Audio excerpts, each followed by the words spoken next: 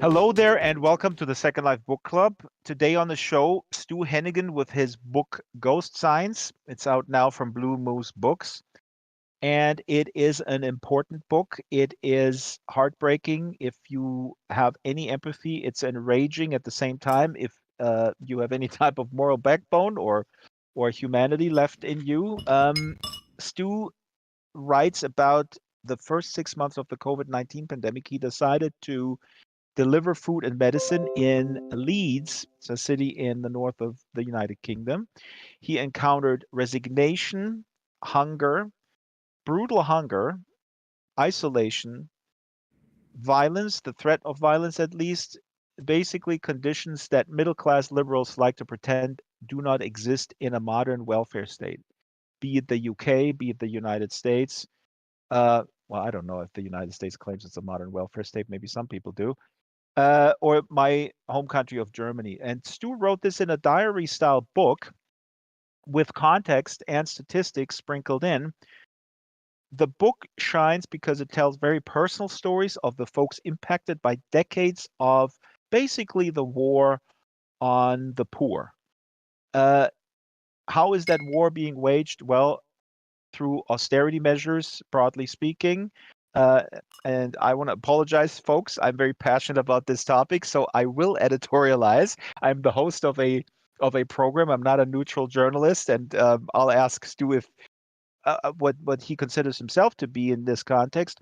But basically, I invite the audience here on YouTube and in World, of course, to comment, and I will read those comments when we get to the meat of the story. Stu Oh, Hennigan, thank you so much for coming to the Second Life Book Club. How are you? I'm very well, and thanks for having me. I've been really looking forward to this. So it's nice to finally come on and do it. Folks in World, can you hear Stu? Let us know if you can't hear him, but I think he's fine. I can hear him well. They can't hear you. Please press the speak button in World, Stu, and then just the speak button on the bottom. Do a little test. Yeah, I've got a tick on there. That should be okay. Okay, let's see. Folks in World, tell us a little bit, how's the day going? Why do you have a guitar on your back? I have the guitar on my back because I play in a filthy rock band. We did a gig at the weekend. It was good Okay, fun. I'm sorry, but people cannot hear Stu. So there is a microphone button. This the second button from the left. Yeah, I Hit got that. it. Yeah. And is there a check mark next to it on the little thing? Yeah, it's ticked. Okay. Folks hear him? Yeah, they can hear you. Awesome. Okay. That's So weird. I haven't changed anything. technology is weird. Technology is out to get us, Stu, because you're talking about you're shining the light on poverty. It's going to be Uh, one of those nights, isn't it? I can tell.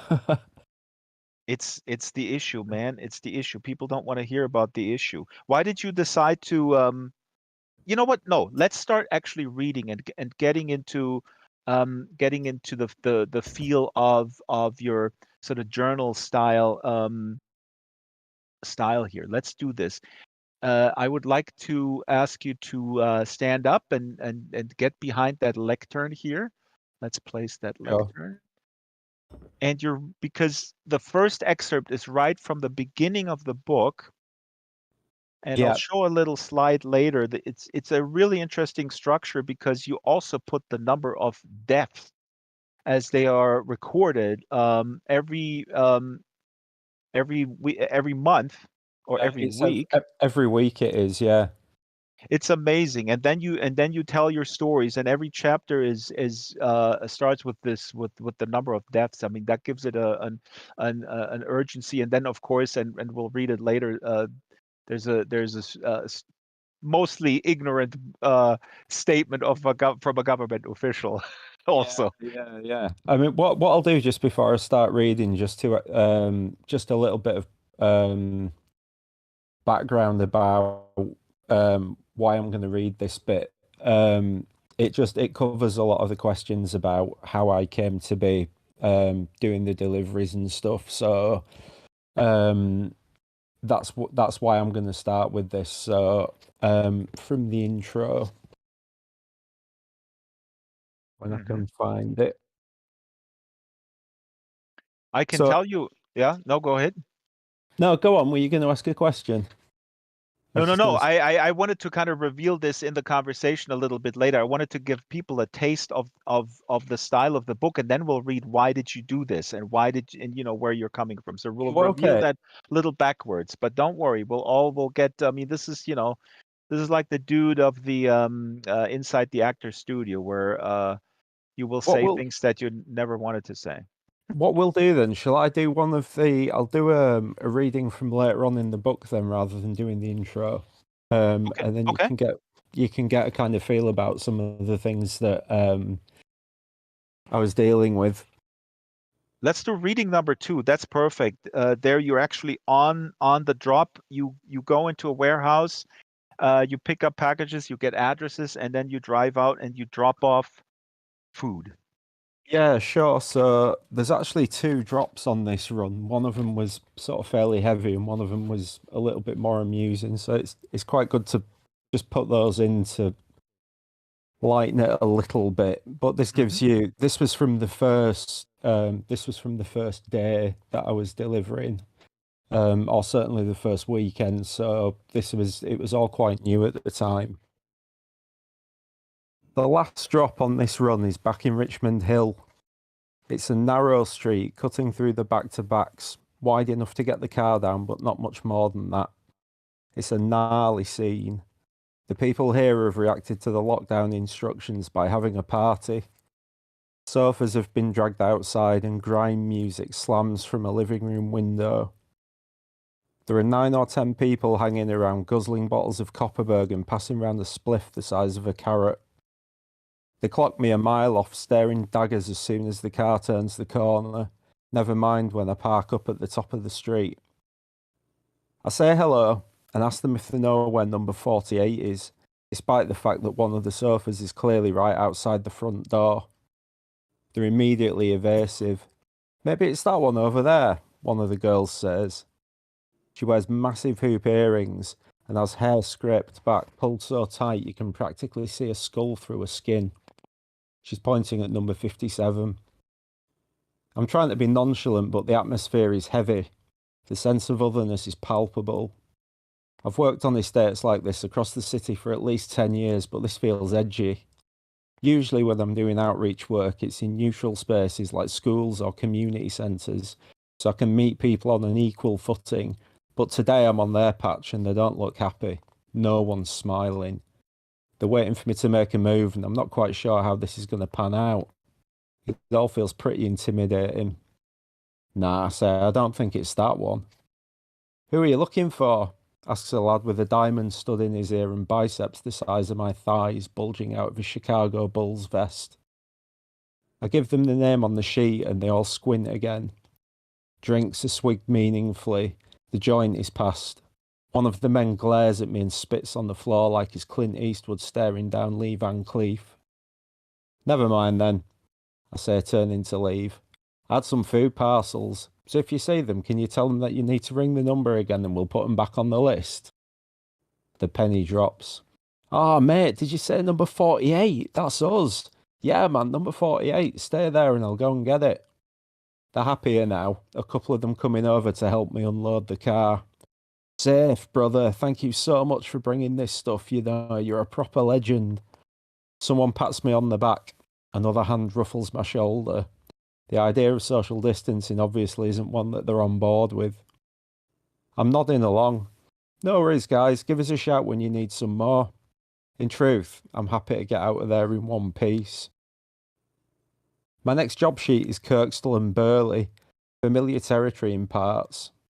When I first became a librarian back in 2010, Burley Library was one of my branches and I did a lot of work in the community during the time I was there. It was one of the city's Carnegie libraries, opened in 1926. It would have been a beautiful building once upon a time with its glass ceilings, wooden shelves and gigantic reading room, but by the time I took it on, years of underinvestment had left it a shadow of its former self. A damp, decaying, cobweb-filled place, with peeling plaster, crumbling walls and rats in the cellar, the library equivalent of Satie's house. I always had a soft spot for the place, but it closed down in 2016 as it was no longer safe to enter. Like the one on York Road, it attained Grade 2 listed status in 2017, but now it looks derelict and sad, as if the whole structure's riddled with cancer and can't wait to die. The first drop here is for an older woman on crutches wearing a hairnet and pink rollers.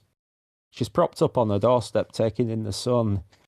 I say, is all this for me? She asks when I carry the bags up the steps for her. Certainly is, I tell her.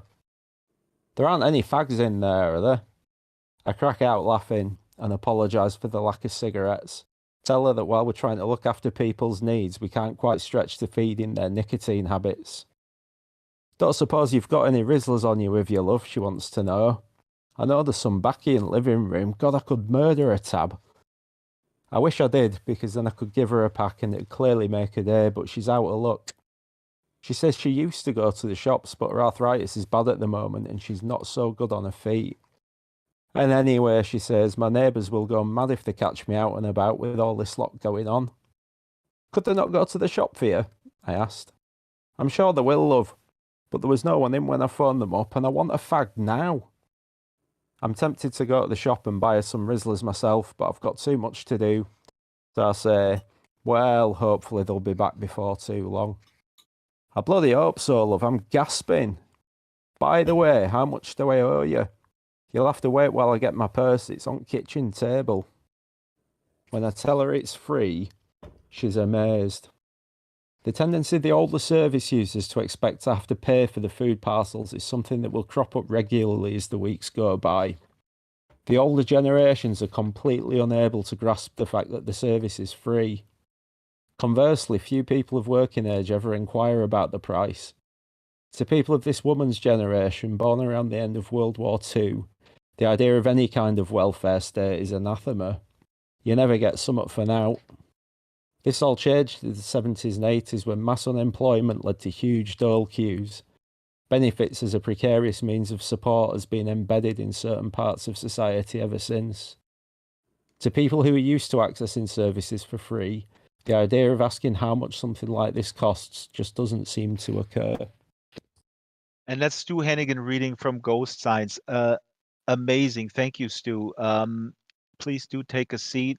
Nice guitar you have there on your back.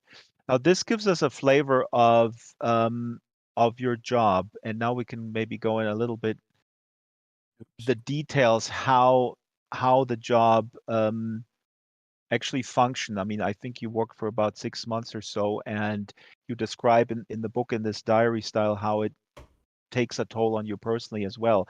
But how long were the days? How many drops were there? And did it get worse? I mean, did the neighborhoods get worse in your estimation? It was fairly consistent, but only because they got worse very, very quickly, I suppose, because the initial sort of remit of the project was to help people who were self-isolating because of COVID. So the council set up a big warehouse right over on the edge of the city where we could deliver the food from. But the idea was that if people couldn't get out because of COVID, they could phone up and request a parcel. So for the first week, we were dealing with people who had COVID or who thought they had COVID or were at high risk from catching it, all those kind of things. And then after about a week, the word kind of got out that you could phone up and get food from the council. So lots and lots of people from low incomes called. You know, they needed the help, and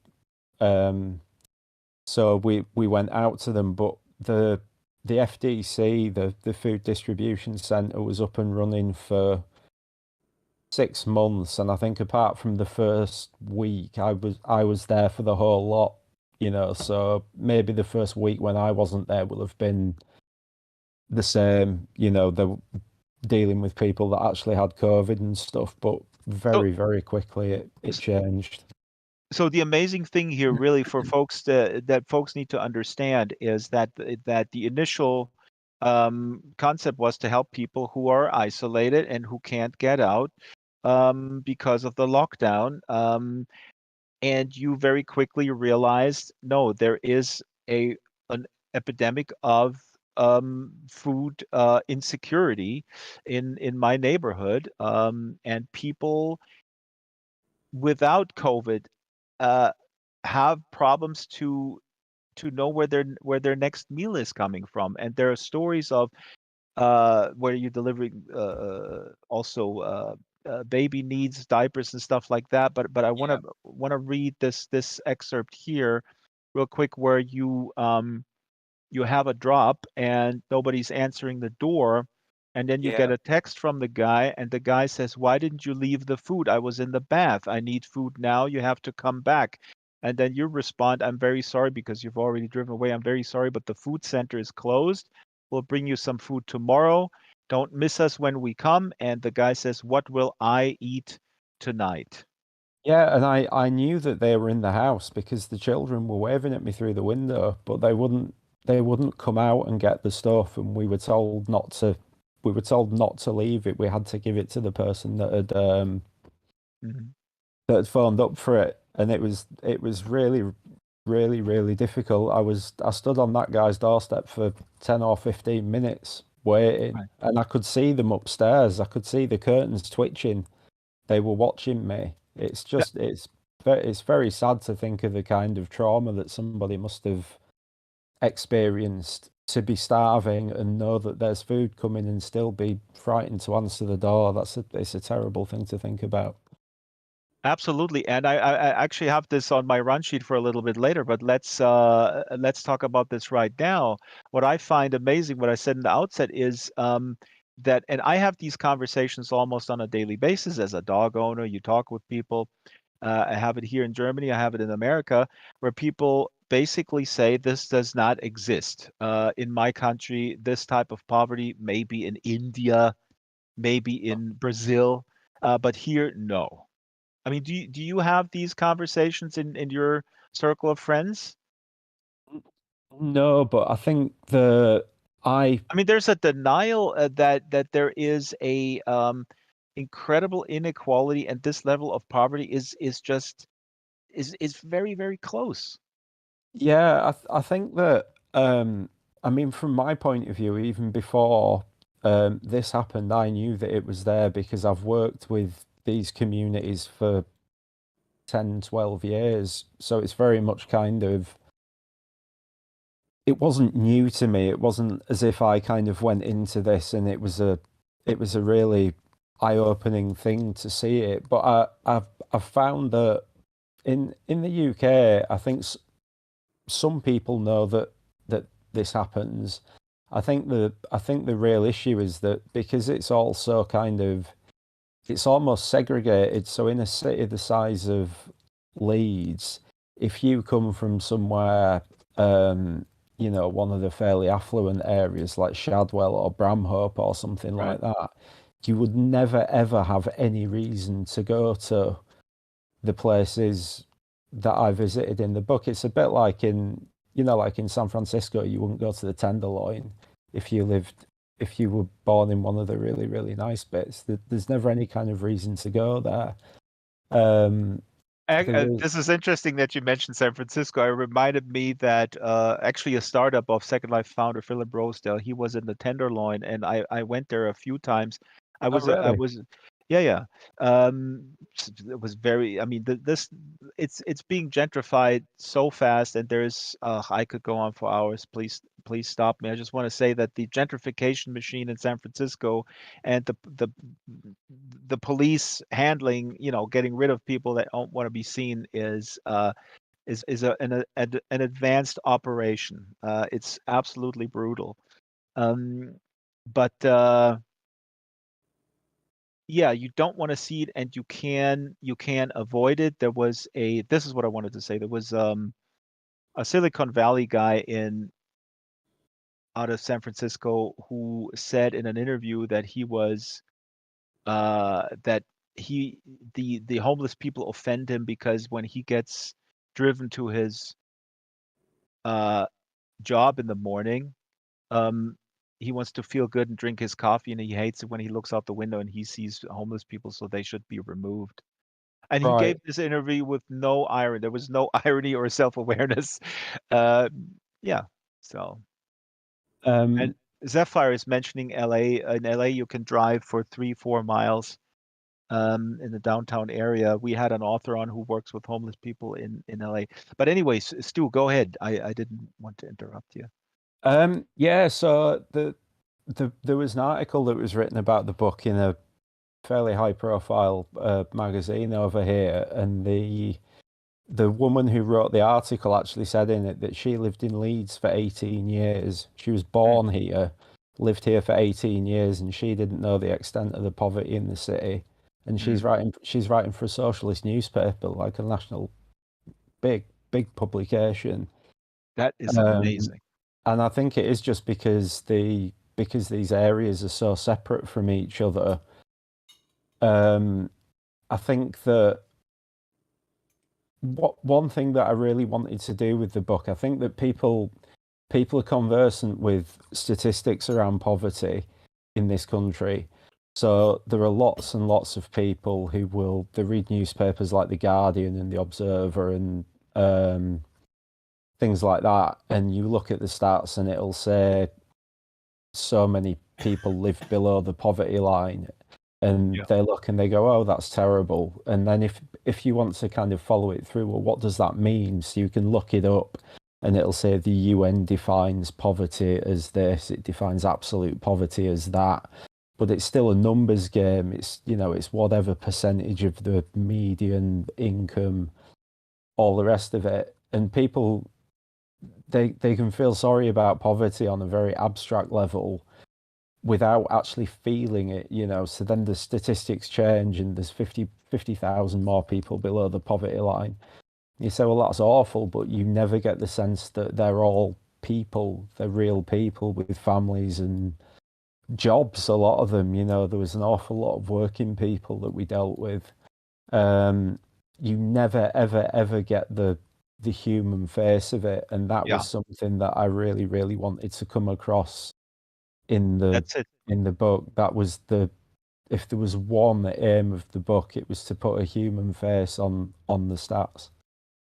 And you succeeded in that. That was my question, the diary. I mean, it's obvious, and you did a great job, and that is really what's missing, and also the disconnect. It's interesting that you mentioned the journalist from the socialist newspaper not being aware of it.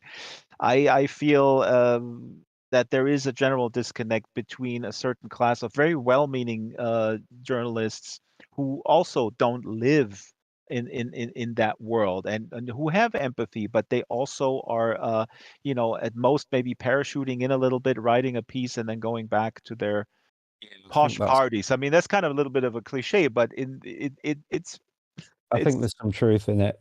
yeah. eh, I want to show folks who are not familiar with where we are geographically. On the board behind us is the United Kingdom, and there's Leeds right there in the middle. And Shyla and Monkey, who do research for the program, they prepared slides. And let me put up these slides here. This is now the city of Leeds, and circled in red are some of these impoverished neighborhoods: Armley, Beeston and Yeah. Holbeck, Gipton and Hare Hills, Killingbeck and Seacroft. And I actually I was Googling those and grabbed some images. And what I learned is, Stu, the term back-to-back housing, which I didn't know what that was. Oh, Back to back. yeah. Can you describe that for our non-British friends? Yeah, so back-to-back houses were one thing that I'll say before I kind of explain what they are, the last ones to be built in Leeds, they haven't built any new ones since 1937. So Jesus. the So ones that are actually, the picture that I have here, the photo this is probably very current. I have one here from the 40s. Now yeah, go ahead. the ones that I were visiting, the oldest of them will have been 100 years old, and they're very, very small houses. They're called back-to-backs because they're arranged in a terrace, and one house literally backs onto the other one. So if you knocked through the back wall of one house, you would go into the other one. They're arranged like you can see from the pictures. They're in these really dense grids, and they were built as cheap housing for people that worked in mills and things like that. They were the first kind of mass housing that was built for working class people in this country. But there's still a lot of it standing. It's in terrible condition, but lots and lots and lots of it has been bought by landlords who rent it out for a fortune to people who, can't really afford to pay the rent, and they don't look after the houses. The entire British economy is based around the property market, and the whole British legal system is set up to protect the rights of property owners. And if you have got, you can live in a house that's falling down around your ears, and there will always be the law is always on the side of the landlord. It's never on the side of the tenants. So it's falling on, yeah. That's how this kind of perpetuates. There is no backyards here at all. Jerry, in our audience here, who is actually from Leeds and in Leeds right now, says, Jerry says, but they were home for us as kids, still in a terrace now. Now it's not a back-to-back. Yes, Jerry, this is home. I hope that folks don't perceive me or Stu here as snobs sitting here looking down on it.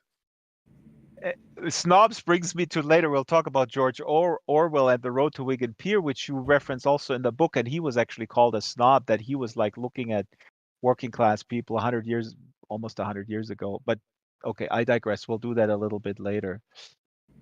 So that's the situation. Now, explain to us also what an estate is, because I didn't know this. Estate in America is something,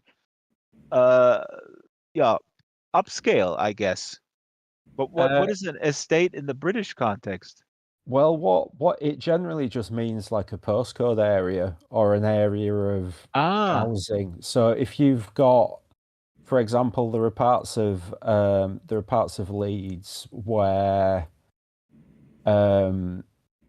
you would speak of the estate as being Seacroft, for example. It comes from housing estate, and it used to be from where social housing, which we don't really have in this country anymore. You'd get lots and lots of social housing being built, and that would be the new estate.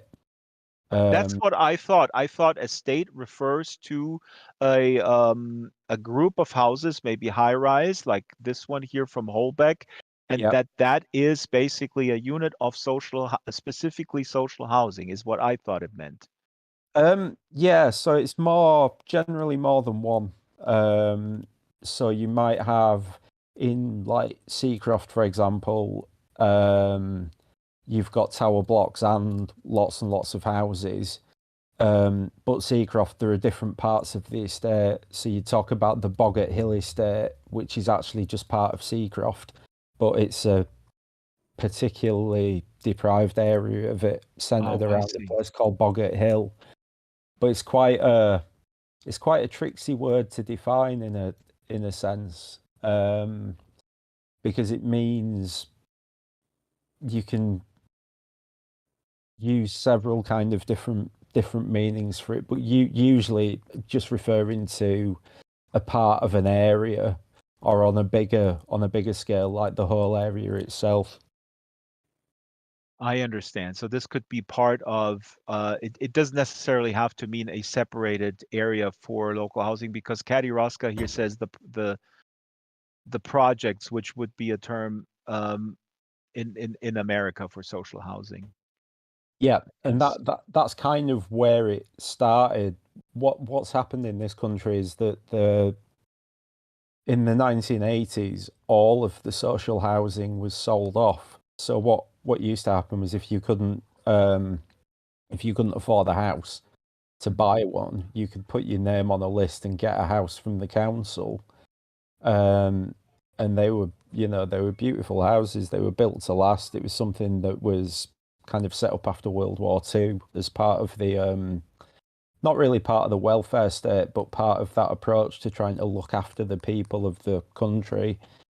And what happened in the 80s was the government sold off the council housing. They just said if you've lived in a council house for this length of time, you have the right to buy it. So lots and lots of people bought their houses, which was great for them, but none of that housing was replaced. So Selling of the good parts, and then austerity, austerity, austerity. so there's still is some social housing, but the demand for it is enormous. And then the reason you get the estates with the reputation that you've got now is because in order to qualify for a council house, they have a priority system based on identified need. But the need that they identify is related to support needs, which is why basically a lot of people who get the council houses in this country, they're people with substance misuse problems. They can be people with mental health problems. Like the kind of people that you see in the book. I'm certainly not saying that everybody who lives on the estates is like that. My dad came from one, my grandparents. But that's why the estates have got the reputation that they have now, because it's become a way of kind of housing very, very chaotic people who wouldn't be housed anywhere else. And it just kind of ghettoizes it. It puts all those people in one place, and then you kind of end up with the problems that you see in the book. A lot of comments here in the chat. Rosie says this is a serious problem all over the world now, it seems. I feel that this is not a now problem. This is a problem that, austerity, privatization, and all these related things have been happening for decades. I was looking up an article, maybe somebody can find it. There was also a big social housing in St. Louis that was dismantled in the late 70s, and that is seen as sort of where also the argument was, okay, all the social housing doesn't work. It's probably different in the UK, but the argument back in that day was that putting all these people together is just breeding more poverty, and they're just lazy and they're doing all sorts of things. So let's just blow it all apart and start from scratch. Such a lazy narrative, isn't it? Yeah, I do. That's what I would like to address. I love your book, and I see one problem with it, and the problem is that if conservatives read it, now this is not a problem because conservatives don't read. That's a joke. You can laugh. It's the truth also. No, but what I can see people that would read this book and they would take the completely wrong conclusions from it. And I know where you're coming from, and I know what you're proposing. You're proposing you are anti-austerity. You're proposing an active role of the state to provide a safety net, to reinvest in that safety net. I can see people reading these stories and seeing the stories as evidence that there is a culture of poverty, sort of akin to how Reagan came in with, the welfare queen. They're just sitting around, they're lazy, they're skimming off people. Right now in Germany, we have a libertarian finance minister, Christian Lindner, who goes around saying, oh, there is a freebie mentality, gratis Mentalität in German, of people sitting around on their bums, not doing anything.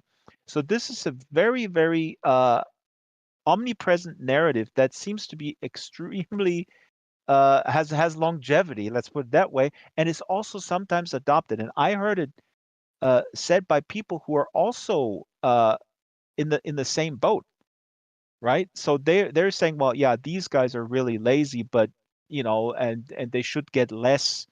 So how would you respond to using stories like yours of real people being weaponized by these sort of nefarious forces who want to destroy that tiny little what's left of the net even more. Well, I think those people are fuckwits and they willfully misunderstand the situation. Anybody who um I mean for a kind of start, the statistically 70% of people who live below the poverty line are in working families in this country. That's an awful lot of them straight out of that equation, and those stats are just going to go up and up and up and up with everything that's happening in this country at the moment. I just think it's a very lazy. It's just a lazy narrative, and it's an easy sell to people who kind of want to believe it. I suppose the problem with any kind of conservative government in this country is that their approach to social care and social welfare, it's punitive, not holistic. So it's like you're punished for being poor, and the narrative that's always spun, the people that spin it are always rich white men telling the poor people that they need to work a little bit harder. You know, you get people saying you need to learn how to budget. Nobody knows how to budget better than a single mum. You got to make every single penny stretch, and it's fucking offensive for them to say things like that. You know, there's a narrative in this country that it says that everybody should always try to kind of better themselves. So, I mean, if you know, they say you should work a little bit harder and your life might be a little bit better. But if you look at someone like a hospital cleaner, they're working 12 hours a day for fuck all, doing back-breaking work. How dare you tell them that they need to work harder and that their life might be a little bit better if they work a little bit harder, and maybe you shouldn't smoke that cigarette that you use that's breaking up the day. You know what? That's why I like that you put in the book. Sorry to interrupt you, but what I really like is where you sort of increase. I mean, you're very honest in your journal, where you talk about how this is sort of stressing you out, just as an person with empathy, and you're looking at this day in day out, and you have issues of not being able to go to sleep, and you drink a 6-pack of cider in several scenes in the book, and I love that honesty because you, in your milieu, right, or other milieus above you, it's completely acceptable to do that. Yeah. And while we run around and say, like, look, this guy is just sitting at the corner drinking beer all the time. I mean, the hypocrisy is unbelievable. Yeah, and the people that complain about drugs are the same people that will take a Valium to go to sleep. Yeah, and exactly.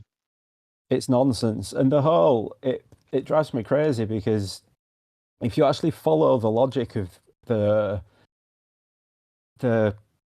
narrative, it kind of doesn't make sense. So let's take the hospital cleaners, and they listen to what the Tories, conservative people say. They all work a little bit harder. They buy some cheaper baked beans, and they all go off and buy a big house in the country, right? Somebody's still got to clean the fucking hospitals. Yeah. So then what? You get some more people in and you start telling them the same thing. You know, it doesn't make sense. You just need to. One thing that I found really, really, really depressing in the last couple of years is that in this country, certainly, there was a little chink of light in the middle of COVID where this concept of a key worker, so not just the NHS staff, but it's the first time in sort of my lifetime, certainly, that people all the way across society began to recognize the intrinsic value in every single bit of work. And all the kind of the middle class who would look down on people and they say, oh, that's not a very good job. And they were like, fuck, we need the people who sweep the streets and stack the shelves and drive the trucks. And the whole kind of, it's like, if that could change, or if this idea could stick around, that these people have started recognizing that there is value in everything that everybody is doing, that'll be a positive. And now, 2 years down the line, inflation is the fault of the railway workers because they're asking for a pay rise of not an awful lot when their bosses have been paid out millions, and the postmen are lazy because they're on strike. Let's and you put this here in the book. I want to read this. This is from the book. The media fetishization of the word hero is disturbing. NHS, National Healthcare Service, heroes, teaching heroes. It's an easy label to attach to people who then become expendable, as it adds validity to their deaths, as if they've died for some glorious cause. Now, this is really well put. And let's be honest here, folks. This whole clapping, applauding, a round of applause for the nurses and all the essential workers, frankly, for the most part, is this is my opinion, was theater to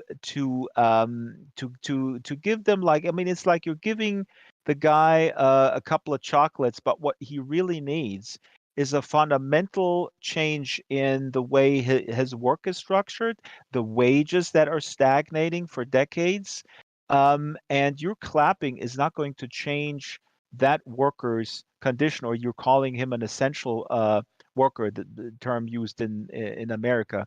I felt this is so incredibly hypocritical. The same sort of posh middle class people sitting there and going like, "Oh, look at these essential workers, how awesome! Hey, how about giving them a raise, or supporting them striking? What? No, let's give another round of applause." I mean, it was.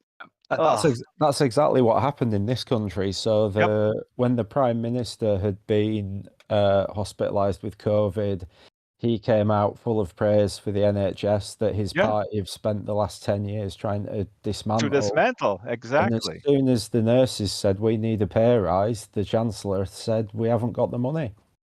Right. But but like you say, you can still stand and clap on your doorstep if you want. It was absolutely bullshit, yeah, absolutely. And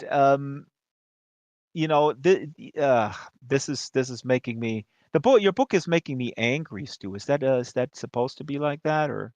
Yeah, well, do you know what? One of the first interviews that I did pre-publication, actually, someone said, "What do you want? How do you want people to respond to the book?" And I said to her that it's a strange thing for a writer to want from an audience, but anybody who reads this and is not shocked, upset, angry, and fucking enraged, if you don't feel any of those things, you're probably part of the problem. Absolutely. I haven't really changed my thinking on that. I could not agree with you more on this. Real quick here in the local chat, Monkey put a link to the Pruitt Ego housing project in St. Louis, Missouri, that was dismantled in 1976. And now I remember the context because I read a fantastic book by Rick Perlstein, From Nixon to Reagan, and that was part of that story. And that was also sort of a half-baked thing that was underfunded. And Stu, I want you to comment as well, because this becomes often a self-fulfilling prophecy, is when social projects are not funded well, they don't work, and then they become the proof that social programs don't work, basically. But they're not funded properly.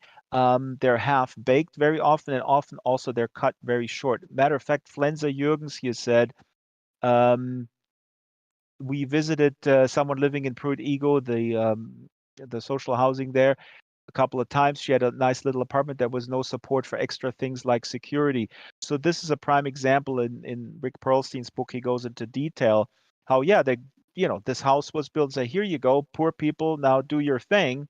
Yeah. And there was absolutely nothing attached to that, no other sort of, mental health services or any other sort of auxiliary services that have to be put into place. The same discussion about homelessness in the US. Oh, these people just want to live on the street. They don't want to do anything. It's a culture of poverty narrative that is just complete bullshit. Yeah, and you see these kind of things happen, over here as well when you're speaking about the social projects failing. It's exactly what the government are doing with the NHS. The NHS is overrun because they have systematically cut and cut and cut the funding, and then because of fucking Brexit, so many skilled and experienced staff were essentially told you're not welcome here anymore, and they've all had to leave, which it allows the government to stand in public and say the NHS isn't working. We need to sell this bit, and this bit. If it was properly funded and properly managed, which nothing ever is under a Conservative administration, there wouldn't be a problem. But they're just not interested in. They're not interested in doing that because if it doesn't make a profit, there's no point to anything to these people if a profit can't be made out of it. That's the bottom line, I think. I absolutely agree. I want to briefly say on this again. This is my personal opinion. We're bashing conservatives here. In where I'm coming from, which is for some people probably the far left. In the American context, the narrative that the Democrats put forward, that the Democratic Party put forward, is also just like here in Germany, very, very much sort of a meritocratic narrative that is just not working anymore. Because Stu was mentioning it earlier, people get bashed. Oh, if they would just work harder, it would work.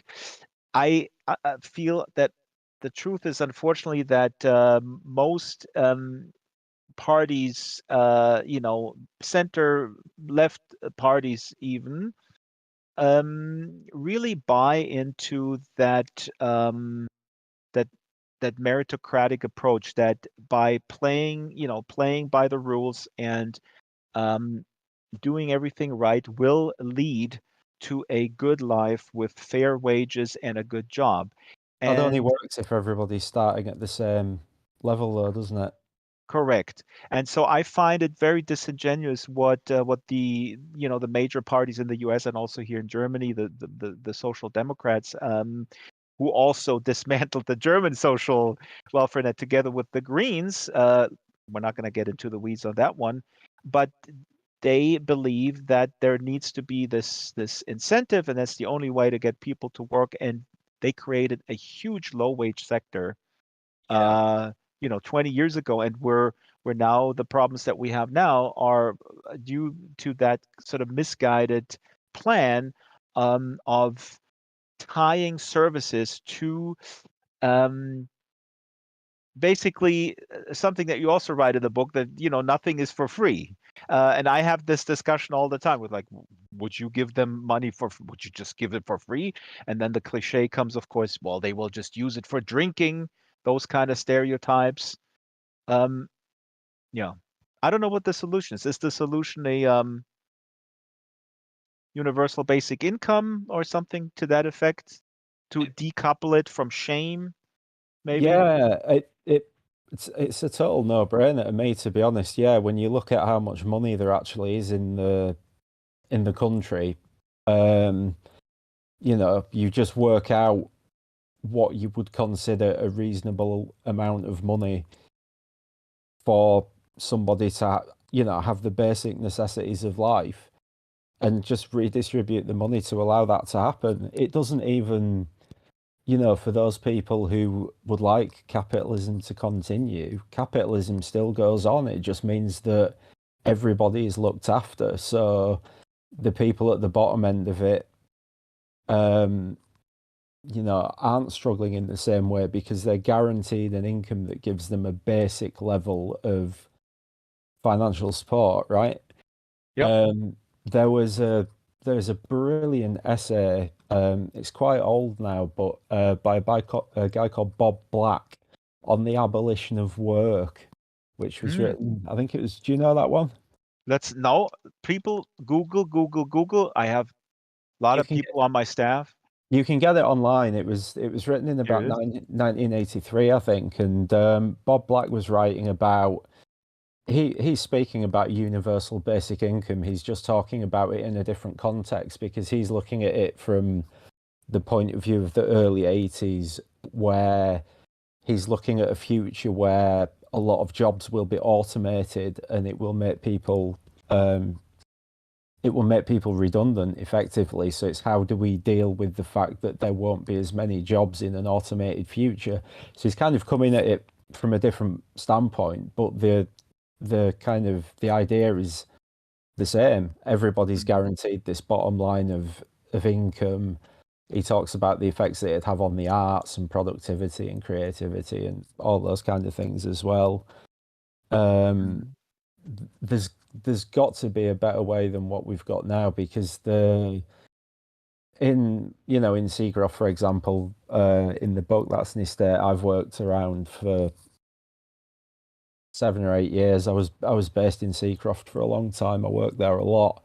You've got like 4 generations of the same family living on benefits, because there are no role models to tell them, you can there is more to life than this, because they look around them and there isn't. That's what there is. And I went for a coffee with someone this morning, who works for a charity that does a lot of work in those areas. It's a guy that I used to work with him years ago, and I'd completely forgotten all about him, to be honest. But it's in my book and recognised the name and sort of picked it up. It's like, I wonder if this was the same guy that I used to work with around there. But he was saying that I've never heard it called this before, but shit life syndrome, rather than a culture of poverty. And Yep. shit life syndrome is the thing where you are so fucking hopeless that you just don't care. Yep. And I think that what the middle class and the people who castigate and demonize the kind of people that I'm writing about have got no concept whatsoever of Yep. how it must be to be living that life when, and you're told, well, take a second job, but you're going to pay more tax on it. You're Right. going to pay more of this, more of this. You're already working 50 hours a week. Why would you work another 20 for 50 I quid? I couldn't agree with you more. And you know what? Shit life syndrome, I love that because the culture of poverty narrative, like you were saying, is so problematic and corrosive because it completely leaves out the utter resignation that one must feel when you are in it's generational trauma basically, and 100%. also the other things. I mean, the realities of having to pay taxes where you're thinking like, why do I even work? My wife and I are in this situation right now because she went back to school and she's taken a job, which is very interesting. Has to do with refugees. It's a wonderful job, but the taxes that we pay on it makes it and the extra insurance. Anyways, I digress. But we really have to try to empathize with folks who don't have it in their uh, mind because they don't see any way out of this, and we have to create some empathy for Yeah, people like that. It helps nobody if we say, well, then we have to incentivize them better to get them off the couch and off their butts because culture of poverty, blah blah blee blee blue. I had a you actually need to give them it's not incentives that they need first, it's opportunities. And if the opportunities are good enough, that's the incentive in itself. And if they're not, then there's no reason to change. And that's the problem, because when when you're talking about it as a generational thing and these patterns of behavior and these kind of cultural norms that just get handed down and assimilated, it's a really, really tough one to crack. But anybody who looks at those people as if they're making a life choice to live like that, they've never seen it. No one would choose to live like that. No one. Yeah, It's but also absolutely insane to suggest it. absolutely, but also, I had a conversation with a distant family friend, and we were at a Christmas, middle class people eat Christmas goose in Germany at an expensive posh restaurant. And I like to have conversations about the war on the poor. And I happened to sit next to this psychologist who I did not know. She actually reviews cases and she talks to people and then gives a hey or nay on certain mental health services and other services that have to do that come out of a situation of poverty. And she said, well, people need to feel the pinch a little bit. And if they get too much, they get too lazy. And she was regurgitating all these narratives. And I was trying to, a very patient way, trying to convince her that there are issues of shame and, the constant having Yeah. to justify absolutely everything is maybe not the right way to get people to where you want. So I was trying to talk with her on her terms, basically, what do you want? What do we want to achieve as a society? Of course, for me personally, the the the reason why we should do this is out of strict moral grounds. Yeah, of course. The moral, the reasoning has to be moral, but of course, I can also make the um the economic argument that it helps nobody to have a large percentage of the population not contributing to society at large. So I'm using that argument with people who always talk about, well, but how about the money? How we're going to pay for it? Well, how about people who evade taxes? How about the monarchy having gold-plated Yeah, whatnot? yeah, yeah. The money is there. So. It's completely there. It just everything is geared up to keep it in the hands of that small amount of people. And I I don't people just don't understand the kind of the trauma of it. I don't think. I did an event with a writer called Juno Roche on Friday, who's a wonderful writer. And in Juno's book, they write about a very, very, very impoverished childhood. That's how I came to be asked to do the interview, actually, because I'd written this book, and Juno kind of grew up in the 1960s equivalent of these kind of conditions. And they say in the book, you're constantly told as a working class child, this is your fault. Everything is your fault. The fact that your life is shit is your fault. And that's the other thing that is hugely insidious about it, because you're telling people this, and the whole idea is to push the burden of responsibility onto the individuals and Yes. away from the state organs that should actually be doing a lot more to help them. But instead, It's this punitive thing where it's your fault and you should do this and you shouldn't be doing that. And why are you doing this? When you were speaking about how conservative people look at some of these things, and you say this would reinforce their stereotypes. I mean, those people are so blinkered that it's very, very difficult to change their minds about anything. But there's been times in my life when I haven't been able to work and I've been living on benefits, and not for these kind of periods, but for sort of stretches of years at a time. And it's like, when I'm living on 50 quid a week and I'm absolutely desperate, I'm getting fucking stoned too. You can't blame people for trying to escape the circumstances when they're constantly being told that it's Absolutely. their fault. It's nonsense. You gotta understand how those people feel and why those people feel like that. But the problem is the people that make those accusations and the people that buy into those stereotypes, they don't see them as people. They see them as a kind of homogenous mass of Yep. Expendable. ill-mannered, lawless, whatever. Yeah, expendable. It doesn't matter what happens to these people. You know, or that other, the other, well, they shouldn't. That stupid fucking neo-Malthusian thing about they should have less children and all Oh that. yeah, As this is yep. as if that's the problem, you know. Actually, Or also in terms of, I heard that argument also in terms of the environmental activism, which is pretty shocking because, someone like Bill Gates with 50 houses and 300 private jets or whatever is using more resources than a person with 10 kids. I mean, that's just a ridiculous argument.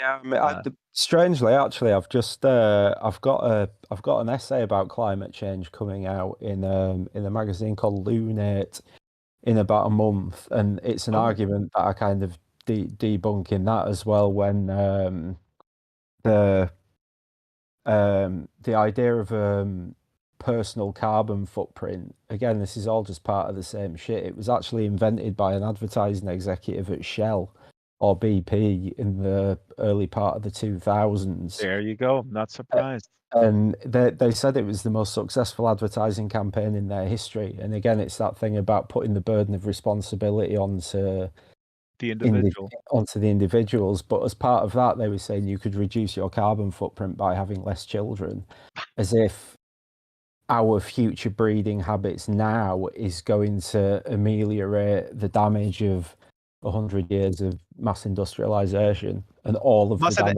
that's going to be done going forward. Absolutely. And please keep in mind that the Kardashians, or one of the Kardashians, took a plane from Van Nuys and LA neighborhood, San Fernando Valley neighborhood, to Palm Springs, which was in the air for 3 minutes. And I think that was a Twitter shitstorm or something for 3 minutes. Wow. And the carbon footprint of that one, you could have 50 children and it wouldn't offset that one. Yeah. Monkey's typing here like a crazy, wonderful person. Malthus, Thomas Malthus putting in here.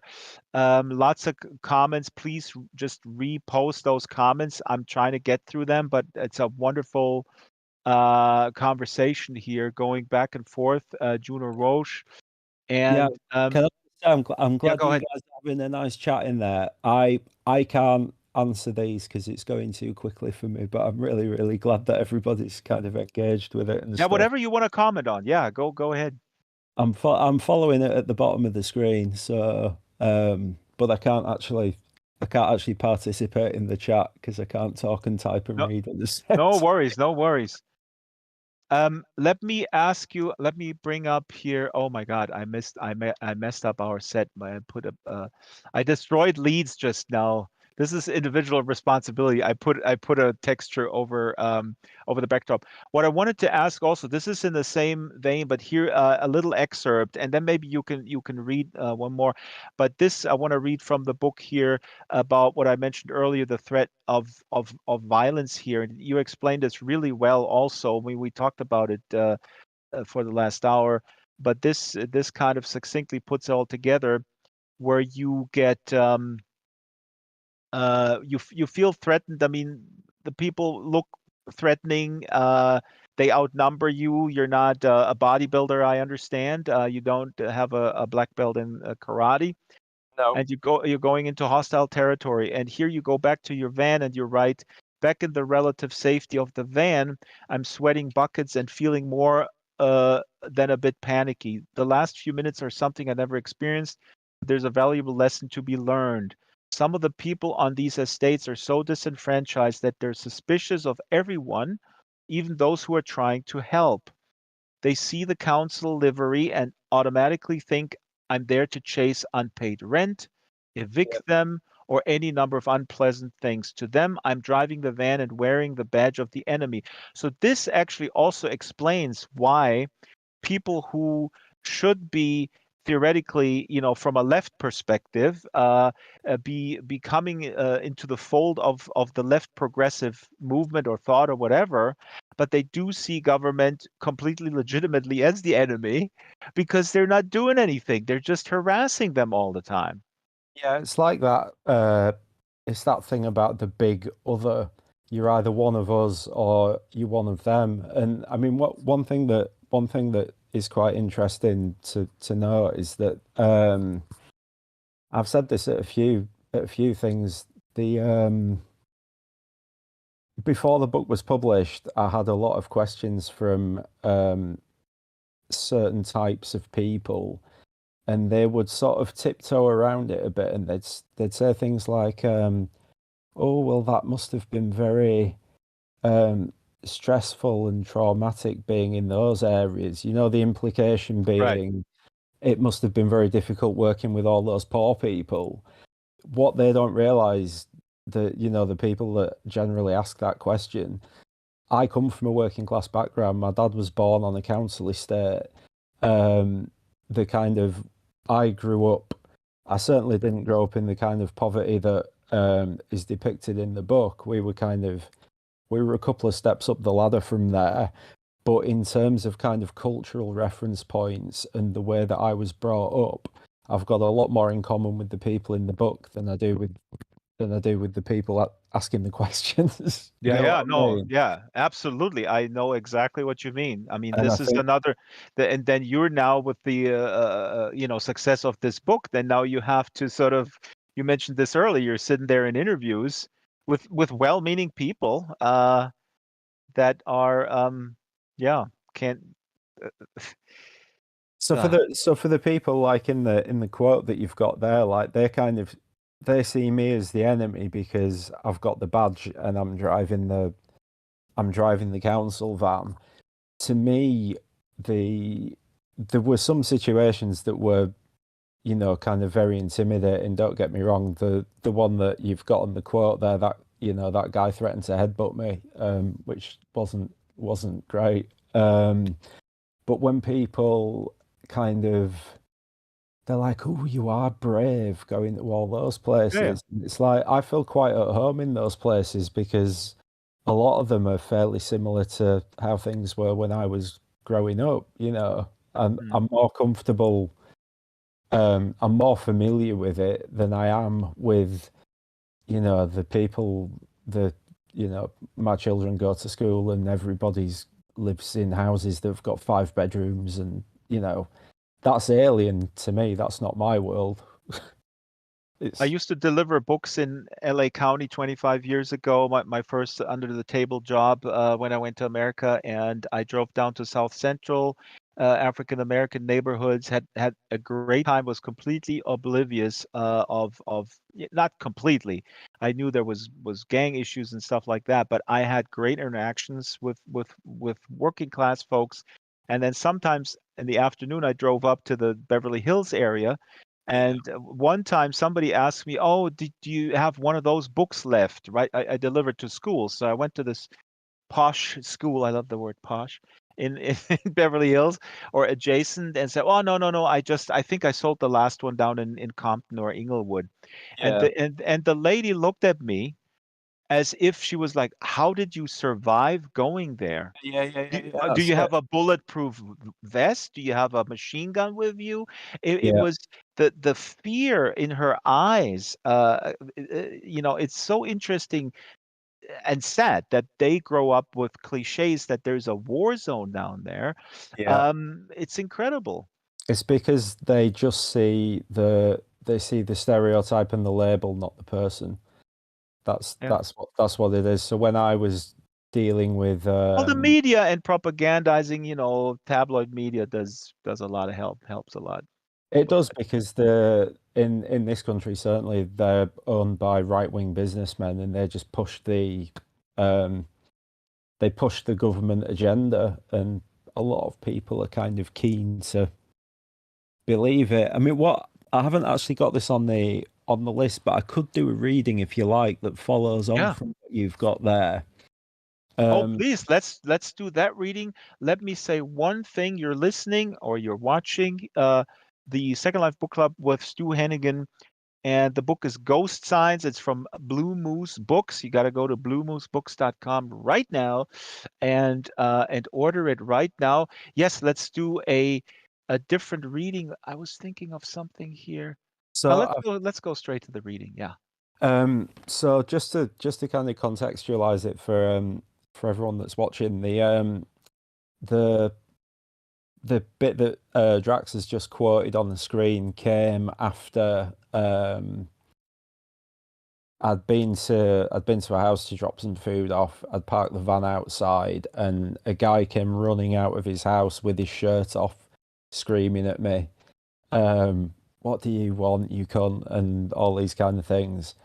And I said, "I'm visiting next door with a food parcel." So he calmed right down then, and was laughing about the fact that he was going to sort of stick one on me. I was really, really rattled by that. So I hadn't been expecting anything like that to happen, really, which was possibly a little bit naive, but, based on what we've just seen in the quote about the way that people look at me, I suppose in a way it's like the other side of the mirror. So rather than what I was saying to Drax about people react to the label and the stereotype, not the person. That's basically what he was doing with me. He didn't know why I was there. He just saw the badge. I cannot be there for a good reason because the last time the council came, next door got evicted or whatever. So, but fairly quickly afterwards, the same thing happened. I think this was about 2 days later. This was in Holbeck, which is a very, very, very deprived part of Leeds, just outside the city centre. The final drop of the day is near Cemetery Road in Holbeck, an apt name when you see the state of many of the residents. Here reside the people of the abyss. The drop is on a row of big old terraced houses, all of which seem to be split into flats. One on each floor, including the basement. In the road to Wigan Pier, there's a plate featuring a picture of the outside window of a house, shot from a low angle so you can see the top of the cellar window barely poking up above street level. The caption simply says, "Poplar, the basement is lived in," as if that's sufficiently awful to speak for itself. All the basements here are inhabited too, and it strikes me as odd that so little has changed in the near century since that book was written, with slum housing, unemployment and crippling poverty still rife. In some ways, we live in a completely different world, but the age-old problem of wealth inequality is only getting worse as the years go by. I park next to a bus stop a couple of doors down from where I'm meant to be delivering. As I get out of the van, a youngish lad in a tracksuit sways around the corner, locks the van and starts running. He dives down the steps of the house I'm parked outside and starts banging on the boarded up window of the basement flat, yelling at the top of his voice. Huey, it's me.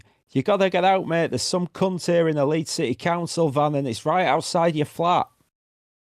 He gives the board one last thump, scrambles up the steps and starts stumbling towards me. I'm remembering the man in Armley last week and my nerves are blazing. I can see him coming and I'm convinced he's going to attack me. Why else would he have been yelling at his mate in the flat to come out? I'm not close enough to the van to be able to get back in it if he's coming for me. I weigh it up in my head. I think I might get away with it. He's on the left-hand side of the pavement looking like he's angling towards me. If I shift my body slightly to the right, he's going to be in a perfect position for me to swing and stick one right on him with my left hand. I'm visualising it. The arc of my fist curving through the air, the split second of impact, crack of cartilage and snap of bone as his nose splatters all over his face and he falls to the ground, while I hop in the van and get the fuck out of here. I'm not a violent man, but I fancy my chances against this guy. He's clearly a drug user and looks like he'd weigh 10 stone soaking wet. I'm nudging 6'2" and about 14 stone at this point, so I'll only need to hit him with a good one and it'll be game over. My heart's pounding as he comes swaying towards me. I've got my body in position, fist clenched and arm ready to launch it, but he veers away at the last second and staggers off, muttering to himself.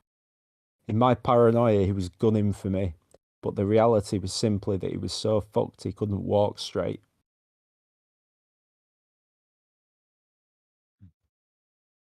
Stu Hennigan reading from Ghost Signs out from Blue Moose Books.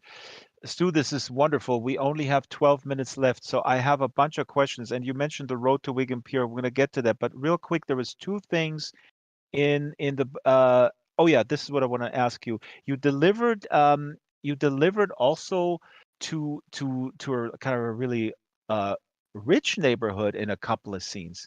Oh no, you're sitting on the floor. Sitting on the floor, aren't Look I? at these hippies with their guitars sitting on the floor. I Come know. on, put it You, together, or I'm gonna remove your social services if you can't even sit on a chair. let Um, me try this. uh, yeah, so there's one or a couple of scenes Tell you what, where leave me sitting on the floor and ask me the questions. That's fine. let's see if I can turn you around. If you can turn me around, that might help.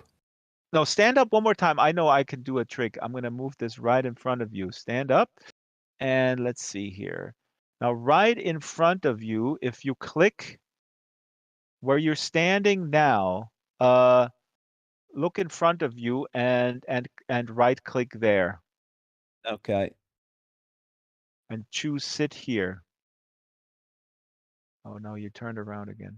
Oh no. Never mind. There you no. You're sitting. Cool. Oh Now well, that's all right. I have power over you, just like the council. I certainly do. Right, go. So Quick. you delivered in one instance or maybe two to a very affluent neighborhood. What was that all about? Was that a mistake, or did somebody just say like, "Oh, cool, I'm just," because I think we all know rich people who are incredibly cheap. They go like, "Wow, I get free food. Yeah, sure." Yeah, I think it was. Oh no, it was medicine. It was medicine. I forgot. Yeah. Yeah, I think there will have been medicine. Oh yeah, when the millionaires row with all the houses, that was medicine. I mean, Ah, one thing as a kind of broader point, even in some of the very, very affluent areas, there are tiny little pockets. They have these kind of dirty little secrets. There's a bit in the book where in Roundhay, sort of Gledhow actually, which is next to Roundhay, which is a really, really, really nice part of the city.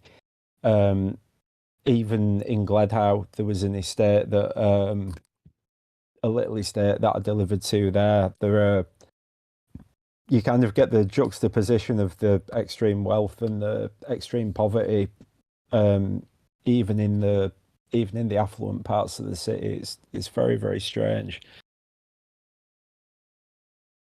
and the emergency medicine. I mean, I think it's cool that this applies to all of them, because if I don't want to be a reverse classist, so to speak, because then my argument can be dismantled too. Like, oh, why does he get the medicine delivered? Because the initial purpose of this service was to help people who are isolated, um, Yeah, and for whatever reason. the actual remit of the project never changed. It was still a COVID helpline. And to get a food parcel, you still had to phone the council's COVID helpline. The remit didn't change from a kind of the sort of strategic point of view, I suppose. It was just that the demographic and the customer base Right. changed very, very quickly. But we all knew, all of the people that were doing the driving, most of us were sort of fairly experienced council staff, and a lot of us had worked in or with these kind of communities before, or even came from them and lived in them. Some of the people. And you had worked, you mentioned this earlier, you worked, I actually have a whole bunch of questions about this, but we're not going to get to it, but you were a librarian. Tell us real quick, your role was in the library system, but also how important libraries are. I mean, this goes beyond your book, I think, but it's always good to say, how important actually libraries are. Not only books, but libraries. So, I mean, two things on this. The job I was doing at the time, I was a communities librarian. They called us, and I've done two or three different incarnations of that job over 10 years. I think what people miss with libraries, what they've done, they see libraries as a room full of books, which essentially, on some levels, it is. And to me, that's still the most important part of it. I'll come on to that shortly, but they kind of miss out on the holistic stuff, So you could say, well, you're a librarian. Why have I done community work in these communities and stuff? And the idea of it's about social mobility, it's about kind of upskilling people and signposting people to services. I used to teach basic IT. I used to help people with job applications. I used to help people. I did a lot of literacy things with schools, again, in these communities, if they're not getting the buy-in from parents at home and they're not engaged with the library and with books, then I'd go into schools and do that, and I'd get the school classes to come into the buildings. There's a whole host of things that I had to do for that job, and certainly with somebody would see an initiative somewhere, oh, can we do this? Who's going to do it? And we'll just get the librarians to do it. And we would have to learn so much fucking stuff and just go out and deliver it on the hoof. And it's great. I mean, it taught me a lot about public speaking, which is why I'm sort of fairly comfortable doing all the events for the book. Lots and lots of transferable skills as well, which is useful.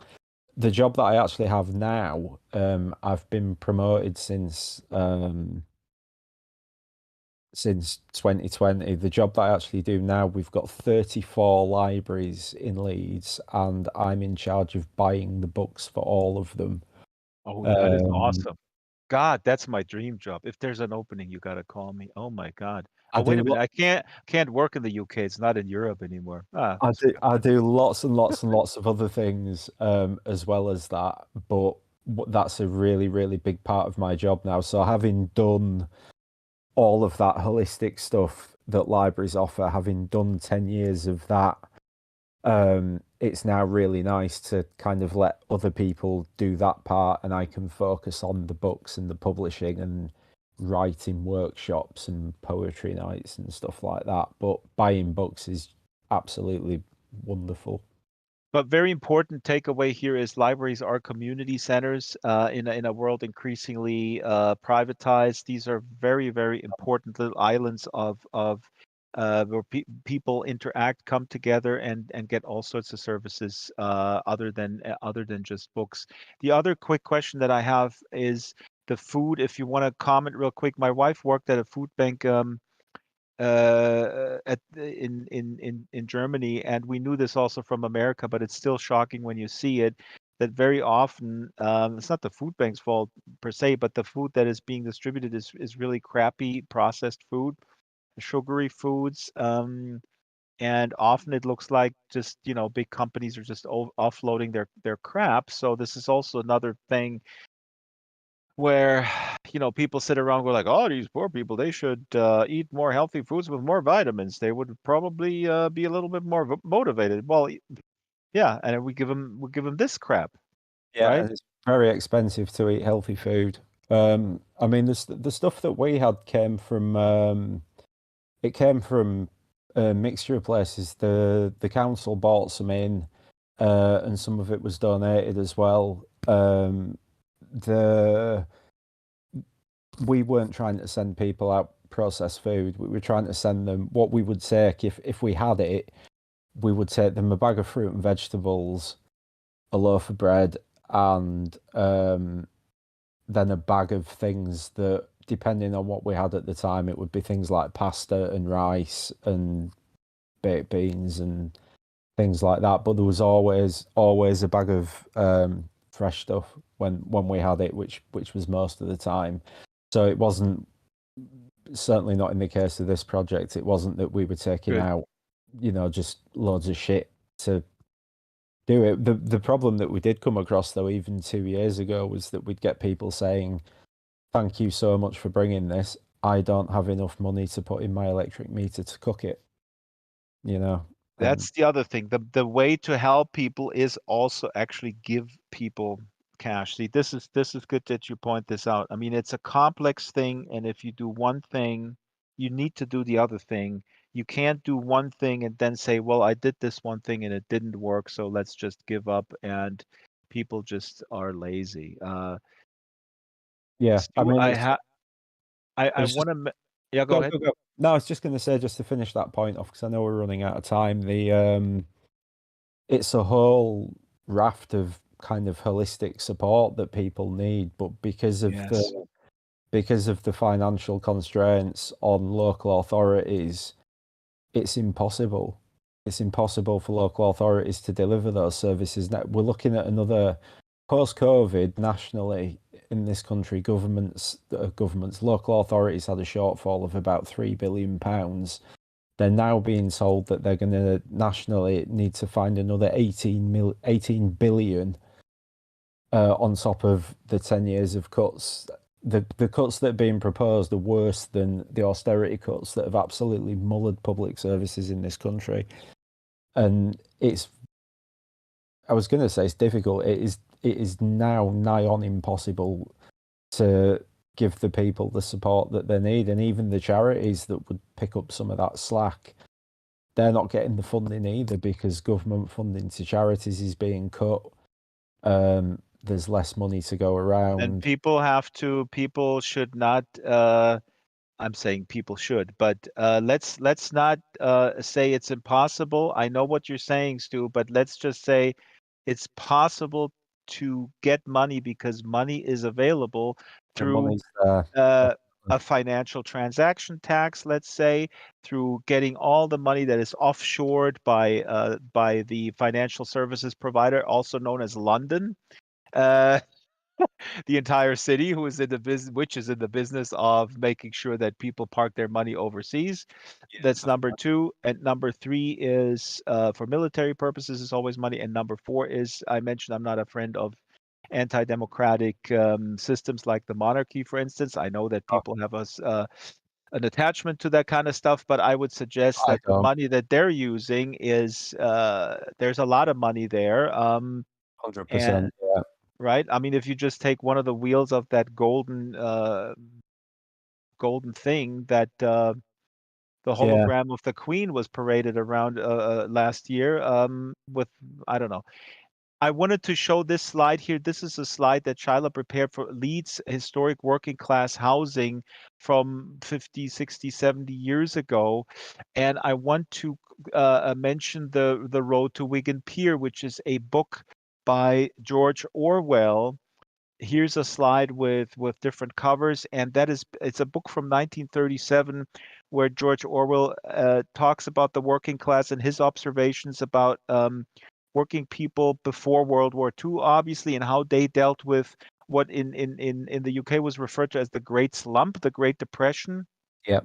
Um, and he concludes, I haven't read the book, it's on the to read stack, but what I understand is that Orwell came out with, socialism is very good and it could help with the way things are with exploitation and these incredible bad living conditions of the working class, but the public will reject these things and people will essentially vote against their own interest. And there was apparently a little bit of criticism and backlash against Orwell, I guess calling him a snob, that he came in there and he actually had this, that he would have disdain for the working class, which I can't imagine.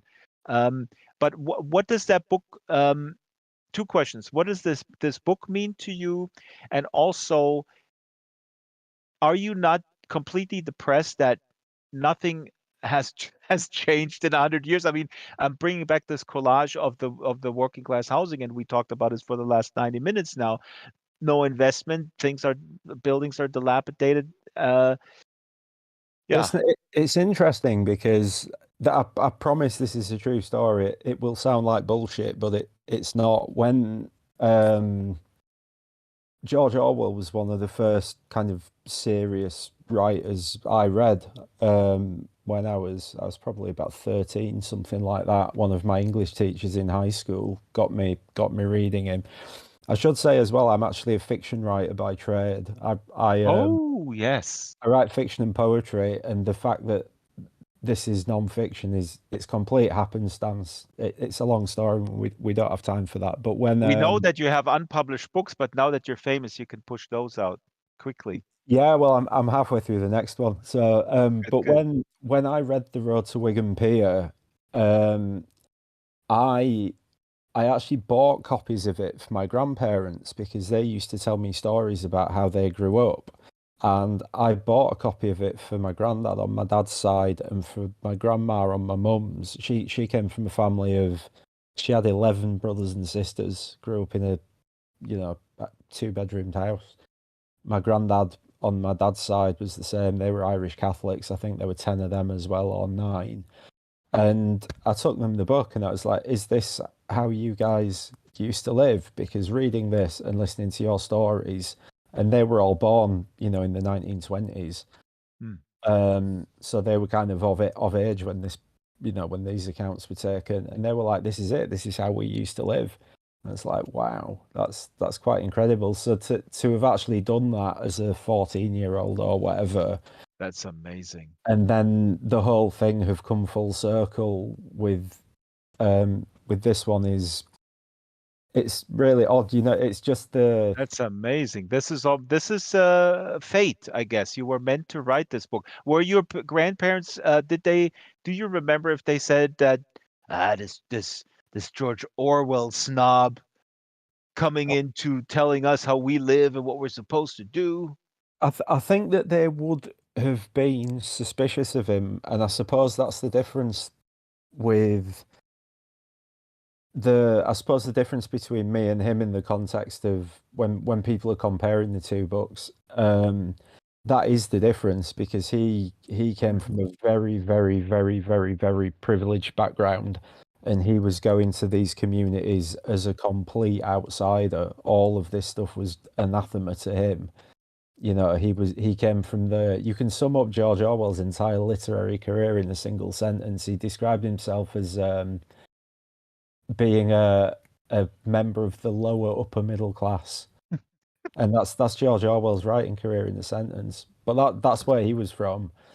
Obviously, as we've said, I'm a much closer to these kind of people. I grew up, wearing 3rd generation hand-me-down clothes and stuff like that, So I wasn't an outsider in the same way that he is. I think my grandparents would have been very suspicious of him. He's quite a controversial character, Orwell, these days, which we don't really have time to get into that one either. But Now I'm getting interested. Animal Farm to me is, everybody has read or should 1984, but Animal Farm was hugely influential. And now I want to know your take. Well, we'll do this another time about I didn't know that George Orwell is controversial these days. It's not my take. It's just that there are there's a certain school of thought that sort of says once an imperialist, always an imperialist, because he did the Burmese days and all of those things. And there's a certain strand of the militant working class would say, how can this guy possibly speak for us? Because he doesn't, he isn't one of us. He's got no idea of our experience. But he's an interesting character because in this country, he gets evoked by conservatives as well as libertarians. Oh, yeah. Like, oh God, what would George Orwell think? But you're just as likely to hear it from a Tory as you are from someone on the left, because he's a kind of totemic figure on the left, of course, and with pretty good reason. For the people on the right, he's the voice of common sense, and because he comes from their world, they can forget about the fact that a lot of his writings fly in the face of the kind of dogma that they themselves push. because he's We he's still one of the club. Stu, we live in a world where the official account of the Marines, the FBI, actually the FBI did tweet a Martin Luther King quote on Martin Luther King Day. So that's the world we live in. Plus. It is absolute insanity. I do want to end with actually Mark Fisher, because you also mentioned Mark Fisher in your book, and Mark Fisher was a very important, influential I don't know, theorist, philosopher, teacher also, and the co-founder of Zero Books. He had an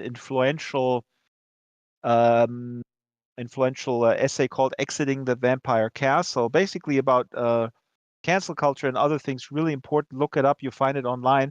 But you mentioned capitalist realism, which is an absolute must read, and you Yeah. mentioned it in your book. And I want to just read this quote here from Mark Fisher. Reflexive impotence, brilliant. Yeah. Yeah, reflexive impotence amounts to an unstated worldview amongst the British young, and it has its correlate in widespread pathologies. I mean, here he's trying to explain why young people, why are they demoralized? Many of the teenagers I work with had mental health problems or learning difficulties. Depression is endemic. It is the condition most dealt with by the National Health Service and is afflicting people at increasingly younger ages. The number of students who have some variant of dyslexia is astonishing. It's not an exaggeration to say that being a teenager in late capitalist Britain is now close to being reclassified as a sickness. This pathologization already forecloses any possibility of politicization by privatizing these problems, treating them as if they were caused only by chemical imbalances in the individual's neurology. Here we go again, individual responsibility, or by their family background. Any question of social systemic causation is ruled out. So this is Mark Fisher, capitalist realism. Is there no alternative? Ending on this depressing note, how okay, this is a question now, and we're going to be here for another hour, which would be fun. But you don't have a real prescription here, Stu. I mean, you're writers. You just write this stuff, and you don't just like Mark Fisher. You're not telling us how to get out of this mess. No, I mean, well, What the hell? Mark Fisher actually tried to, didn't he? And he died before he did it. There's Yep. acid communism and all that stuff. I suppose in the context of this book, I didn't really see it as my job to offer any solutions, because I didn't want any of my I didn't want my personal politics to come into it, in a sense. I mean, I think that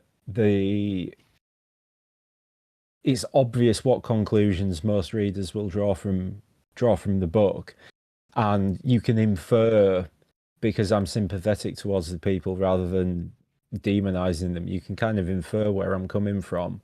But I wanted to kind of step back from all that, because, like you said, as soon as you position yourself somewhere politically, you lose kind of you lose so much validity. Because if I started coming out in here and saying, look at the fucking government, they're absolutely useless, the accusation instantly is, well, of course you'd portray the people in this kind of way because you think this.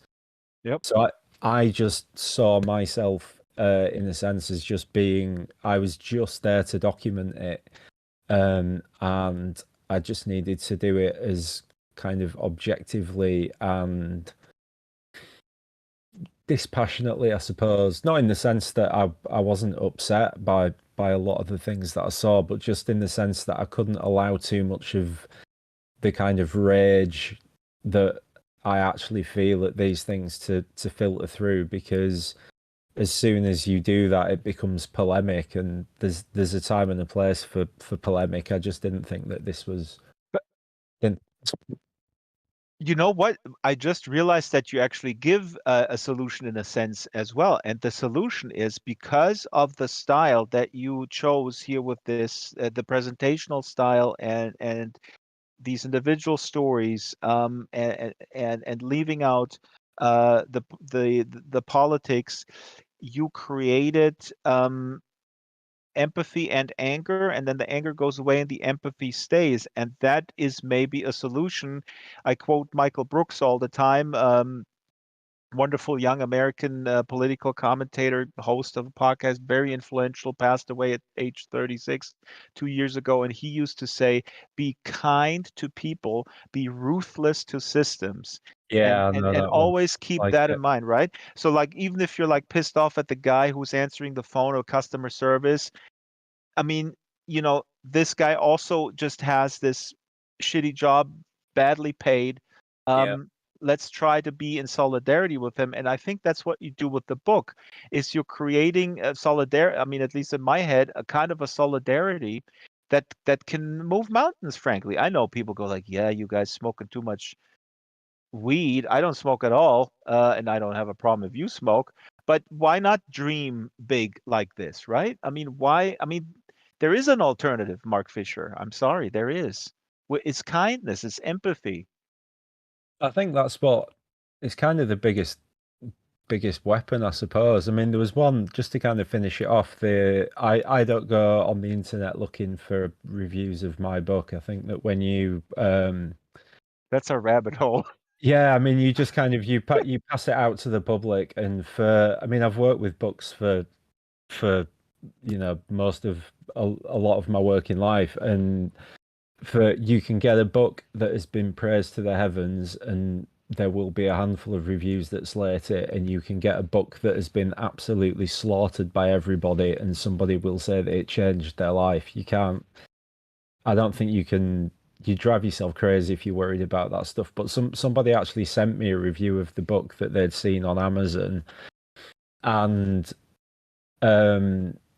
it's quite a nice one to finish with, really, because I've had lots and lots of kind of like 5-star reviews, and people have been really complimentary, which is lovely. But this reviewer said that he said the only problem with this book is the writer's politics. He blames everything on the Tories, blah blah blah, and the person that wrote the review has obviously come into it because I've just said there's none of my politics in there. Really, you've read the book, you can infer them, but I don't politicize anything. It's never said what Well, I. and exactly, and it's also about COVID. And just because you put this buffoon Boris Johnson with his quotes there and some other government officials, I mean, this is what they actually said, I and said this you is can source it, yeah. and they said it in the week where you went out and delivered food. So I think it's completely legitimate. I thought the structure was brilliant that way, to give a little sort of like, okay, this is what the national government is doing. This is what's happening in the country, and this is what I'm doing right now. I think that's a very Happening, clear yeah. structure. Um, and but what became apparent reading between the lines, he said, and this kind of harks back to all of the bullshit we've been discussing all night. He said, if these people don't want to be poor, maybe they should try not being junkies and alcoholics. It then makes a comment about the number of people that were smoking cigarettes, which we've talked about as well. But having demonized the people and called my politics tiresome, I still got a 4-star review. And to me, That's good. that was so valuable because Yeah. this person has come to it obviously wanting to hate it and with a particular political, I don't want to say agenda, but they've come to it with a particular political slant and have been confronted by something that they weren't expecting and had to concede that it was good. I might not have changed that person's mind, but I've at least given them food for thought, reading between the lines, and that's the thing. The 5-star reviews and stuff, wonderful. I don't have much of an ego. It needs boosting, and they're very welcome. But the people that really, really, really need to read the book are the people that will hate it, because they're the people that will make a difference. There's lots and lots of empathy out there. The people that need the empathy, that need to learn it, develop it, they're the And people relearn it, like, yeah. And maybe with this guy, there was this muscle, this unused muscle of empathy for people that he feels are just drug addicts.